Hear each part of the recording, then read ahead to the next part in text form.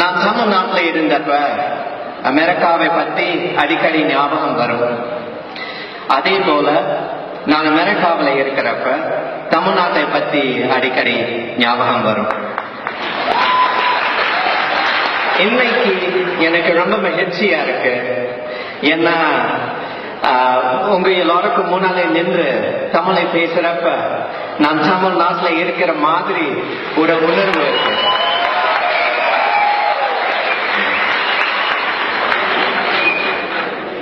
இத்தனை பேருக்கு முன்னாலே நின்று தமிழை பேசுறது ஒரு சாதாரணமான விஷயம் இல்லை. எனக்கு பயமும் பதற்றமும் இருந்தாலும் நான் முடிஞ்ச அளவுக்கு உங்களோட கொஞ்சம் தமிழை பேச போறேன். உங்க கவனிப்புக்கு நன்றி. ஒருவேளை உங்களுக்கு எப்படி இந்த வேலைக்காரன் எப்படி தமிழ் பேசுறாங்க உங்களுக்கு சந்தேகம் வந்திருக்கலாம். எனக்கு தமிழ் படிக்கணுங்கிற ஆர்வம் எப்படி வந்ததுங்கிறத பத்தி நான் கொஞ்சம் பேச போறேன். சுருக்கமா சொல்ல போறேன். எனக்கு சின்ன வயசுலேயே இந்தியாவை பத்தி தெரிஞ்சுக்கணுங்கிற ஆர்வம் இருந்தது. நான் கல்லூரி படிப்பு முடிச்ச பிறகுதான் எனக்கு இந்தியாவுக்கு போக முதல் வாய்ப்பு கிடைச்சிச்சு. அப்போ நான் மதுரையில அமெரிக்கன் கல்லூரியில 2 வருஷத்துக்கு உடலுணை முற்ற மாணவர்களுக்கு ஆங்கிலம் சொல்லிக் கொடுத்தேன். அப்போதுதான் நான் தமிழ் படிக்க ஆரம்பிச்சேன். தமிழ் மக்களோட பழகினேன். இது என் வாழ்க்கையில ஒரு மிகப்பெரிய திருப்பமாக அமைந்தது.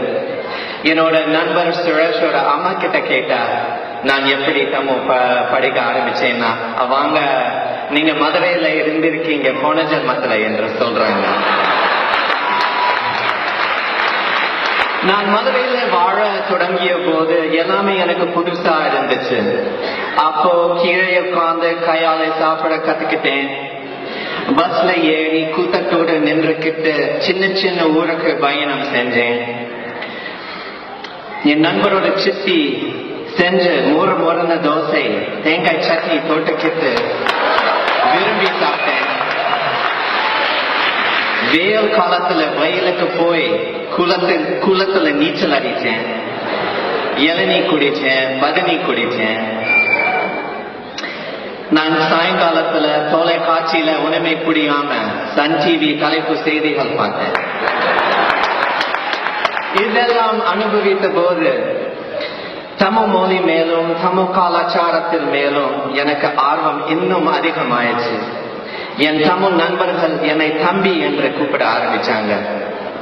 அவங்க என் மேல வச்ச அன்பும் பாசத்தாலும் என் தமிழ் ஆர்வம் பற்றாக மாறிச்சு.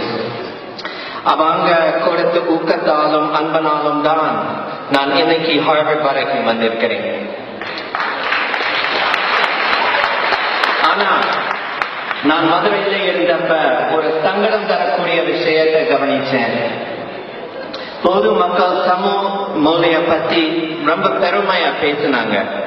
ஆனா உண்மையில மற்ற மொழிகளை ஒப்பிடும் போது தமிழ் மொழிக்கு கொடுத்த முக்கியத்துவம் ரொம்ப குறைவா இருந்துச்சு. நான் மதுரையில இருக்கிற என் நண்பர்கள் கிட்ட கேட்டேன் தமிழுக்கு இந்த நிலைமை ஏன் என்று. அப்போது அவங்க என்கிட்ட சொன்னாங்க, தமிழ் படிச்சா என்ன செய்ய முடியும்? மற்ற மொழியோ ஆங்கிலமோ படிச்சாதான் நல்லா சம்பாதிக்க முடியும். இன்னைக்கு ஹார்வர்ட்லயும் இதே நிலைமைதான்.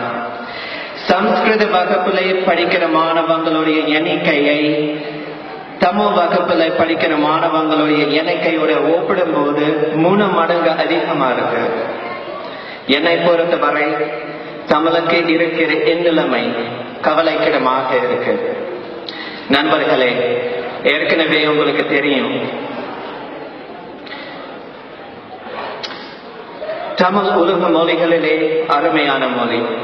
தமிழ் இலக்கியம் மிக பழமையானது, சிறப்பானது, செம்மையானது.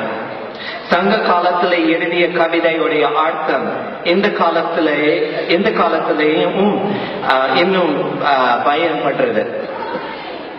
தமிழுடைய அருமையையும் பழமையையும் காப்பாற்ற வேண்டிய நிலைமை இருக்கிறது. மக்களுக்கு தமிழ் படிக்கவும் பேசவும் எழுதவும் ஊக்கம் கொடுக்கணும். தமிழ் கற்றுக்கிறது ஒரு கடமை கிடையாது, அதோட கஷ்டமும் கிடையாது, அதோட இன்பம் தான். ஹார்வர்ட் பல்கலைக்கழகத்துல ஹார்வர்ட் பல்கலைக்கழகம் உலகத்திலேயே மிக பிரபலமான பல்கலைக்கழகம். ஹார்வர்ட் பல்கலைக்கழகத்துல தமிழ் இருக்கை உண்டாக்கினா தமிழ் மொழியை பாதுகாப்பதற்கான ஒரு வாய்ப்பை உருவாக்கலாம். மகாகவி சுப்பிரமணிய பாரதியார் எழுதிய கவிதை, யாமிருந்த மொழிகளிலே தமிழ் மொழி போல் இனிதாவது எங்கும் காணும். மதுர தமிழோசை உலகம் எல்லாம் பரவும் வகை செய்தல் வேண்டும். யாமறிந்த புலவரிலே கம்பனை போல் வளவர் போல் இளங்கோவை போல் பூமிதனில் யாங்கனமை பிறந்ததிலே உண்மை. சேமம் ஒரு வேண்டும் எனில் தெருவெல்லாம் தமிழ் முழக்கம் செழிக்க செய்வீர். நண்பர்களே, என்னோட வாங்க. பாரதியார் சொன்னது போல் நாம் தமிழோசை உலகம் எல்லாம் பரப்புவோம். நன்றி, வணக்கம். Very good, very good. On behalf of Pratyam and Tamil Children's Conference, I honor the heart of Jonathan Ripple.